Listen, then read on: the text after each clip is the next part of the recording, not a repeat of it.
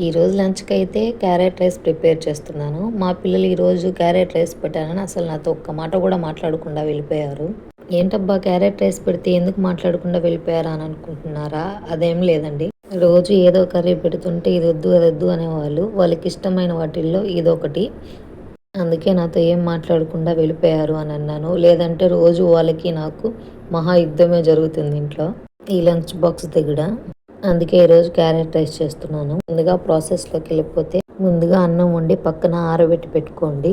2 carrot తురిమి పక్కన పెట్టుకోండి. అలాగే 3 పచ్చిమిరపకాయలు, ఒక చిన్న ఎర్రగడ్డ కట్ చేసి పక్కన పెట్టుకోండి. ఇప్పుడు బాండీలో కొద్దిగా ఆయిల్ వేసుకొని ఆవాలు వేసుకొని చిటపట అన్న తర్వాత ఎర్రగడ్డ వేసుకోండి. మరి గోల్డెన్ బ్రౌన్ కలర్లా రానవసరం లేదు. ఊరికినే ఒకరో వేగితే సరిపోతుంది. దాంట్లో చిల్లీస్, బిర్యానీ ఆకు వేసేసి కొద్దిగా పసుపు వేసుకోండి. తర్వాత ముందుగా తరిగి పెట్టుకున్న క్యారెట్ దాంట్లో వేసి కలుపుకోండి. మరీ మగ్గన అవసరం లేదు, ఒక మీడియంగా కుక్ అయితే సరిపోతుంది. దాంట్లో ఉప్పు వేసుకొని కలుపుకోండి. ముందుగా చల్లారబెట్టుకున్న అన్నం దాంట్లో వేసేసుకోండి. ఓ 2 మినిట్స్ కలుపుకోండి. తర్వాత సాంబార్ పొడి వేసేసి సగం దెబ్బ నిమ్మకాయ పిండుకోండి. నేను పిల్లలకని వేయలేదు. తర్వాత కలుపుకొని సర్వ్ చేసుకోండి, టేస్ట్ బాగుంటుంది.